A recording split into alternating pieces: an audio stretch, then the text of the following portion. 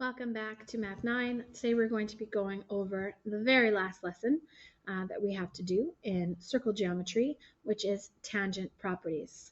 Once again, for today's lesson, please make sure you are bringing your foldable with you, that you have a pencil, a ruler, a protractor, a compass, whatever it is that you like to make your stuff as organized and neat as possible, depending on you. And having an extra sheet of paper for you to write down examples down as we're going through would probably also be beneficial. So today we're going to be going over tangents of a circle, which is actually section 8.1. So there is, once again, some vocabulary that's going to be very important for you to know. And as you guys should be able to see in your foldable, there is only one last flap to fill in our foldable. Okay, so it's going to be the very last one, very last opening one. And it is going to be tangent. And in this section, we're also going to talk about the point of tangent C. So a tangent is really not that complicated of a concept. It is just a straight line that touches the circle at a single point. So I guess I should maybe add that it's a straight line outside of your circle. So it's a line on the outside that is going to touch at one single point. Okay, and the point that it touches the circle is called our point of tangency. Okay, so this is going to be the vocabulary that we're once again going to be using. So where that tangent touches the circle is the point of tangent C.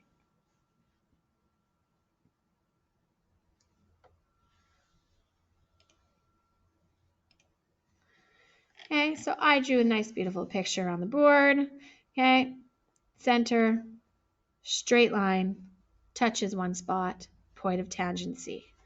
Okay, that means that if I had a line like this, that is not a tangent because it would touch 2 points in the circle. Okay, if I took this line and I turned it over here, still not a tangent. The only way if it's a tangent is it's essentially outside of the circle and it's only going to touch at one place.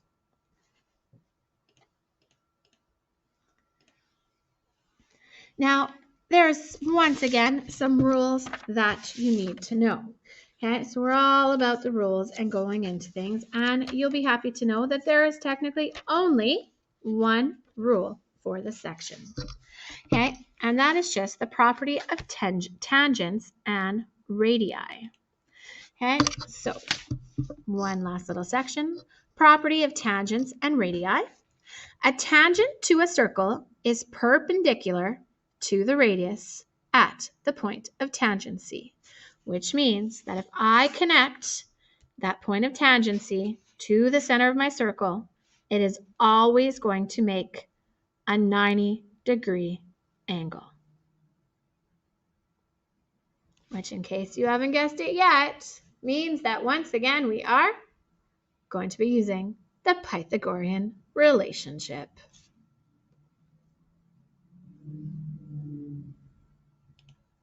Oops, wrong place. This one. So here is an example. AB is tangent to the circle at point D.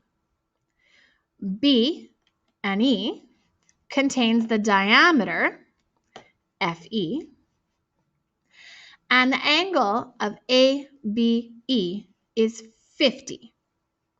What is the angle or the measure of the angle BDC?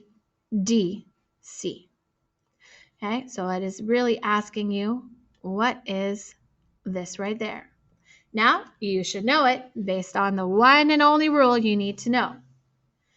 Where the tangent touches the circle and the radius, this is your radius, it always forms a 90-degree angle every single time. What is the measure of the central angle DCE? So I want to know DCE. I am looking for, where is this? This angle right here. Okay, so this is going to be once again a two-step process. Okay, and once again, more than one way to solve. Okay, so be aware. So if this is 90 and this is 50, that means all together I'm at 140. And this is a triangle.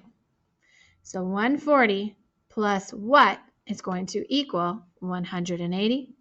Well, I am missing 40 degrees. Now, I want to know what is DCE. DCE. And I just found DCB. So I'm looking for this opposite side. Okay, so as you can see, this is a straight line. And the angle in a straight line is 180. So 180 minus 40 means that I am missing 140 degrees.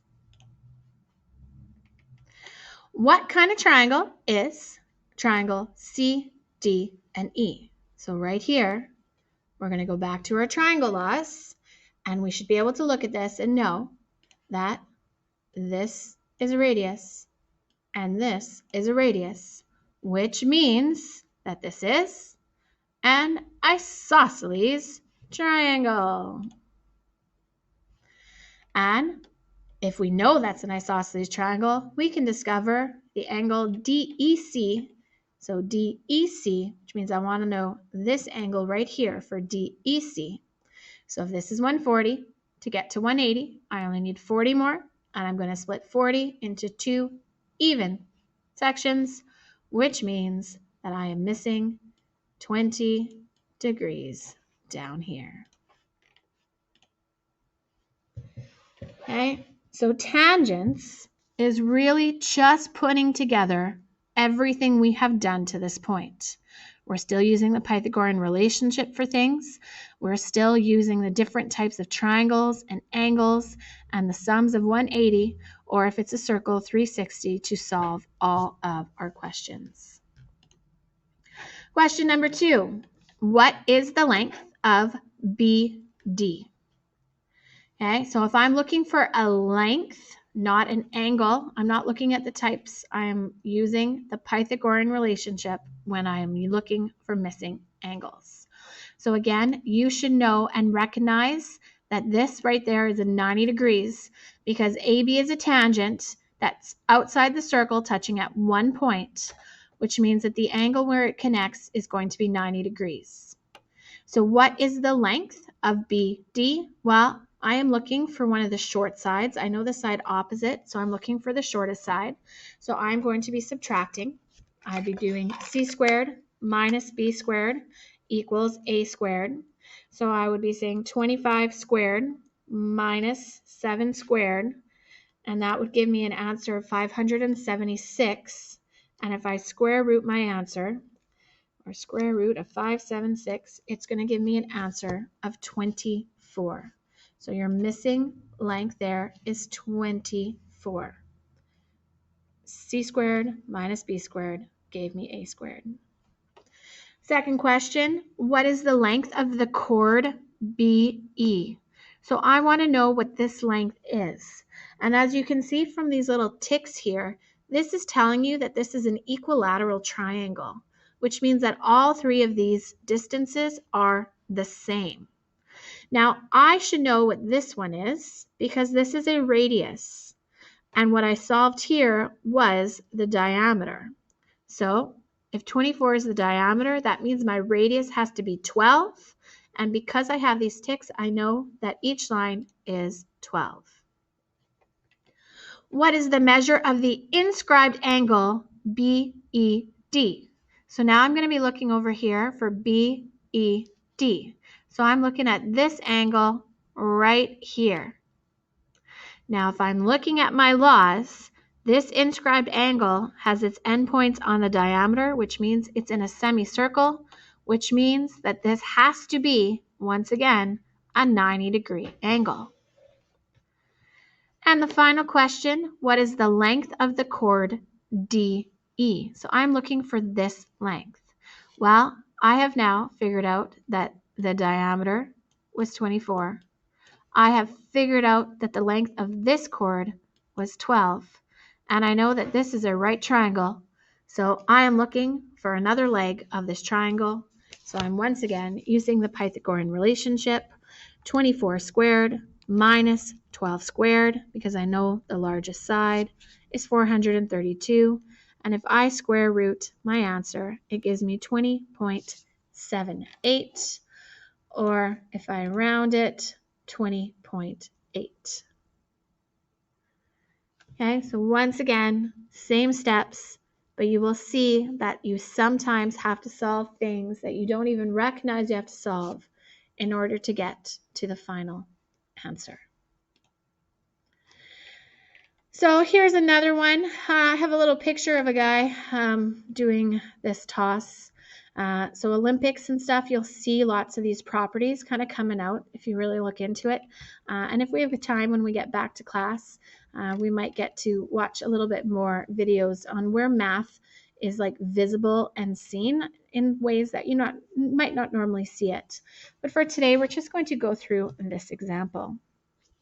So AB is tangent to the circle at point B. That should mean that you guys know this, because BD is the diameter, so that's fact. AB is 9 centimeters, AD is 41, and B, C, and E is equilateral. So it is essentially the same question as the last page, shown in a different image. What is the diameter of the circle? So once again, I am looking for a side attached to my 90-degree angle, so I need to subtract. So I'd be saying 41 squared minus 9 squared gives me 1600. And if I square root 1600, I get an answer of 40. What is the length of the side of the equilateral triangle? So if my entire diameter is 20, that means my radius is going to be, or is 40, my radius is going to be half, which is 20. And because it's equilateral, I know that it is going to be 20. And what is the length of the chord DE? So in the end, I am looking for this line right here. Well, I now know that this was 40, and I know that this is 20, and I know that this is an inscribed angle in a semicircle, so I know that is 90. So I am looking for a leg. I'm looking for a side attached to it. So I am saying 40 squared minus 20 squared, and that gives me 1200. And if I square root 1200, it's giving me 34.64, or 34.6 if it's asking to the nearest tenth. So once again, it's practice. And once again, the more you do, the better you get. Now we are once again going to be working on this for a few days because it's incredibly important that you guys are practicing. Okay? So practice, practice, practice. Please let me know if you guys are getting stuck on anything, if you're not sure of things. Don't be shy to ask. If you were wondering, there's probably a few other people wondering as well. I'm looking forward to seeing you guys again in class. Have a great day.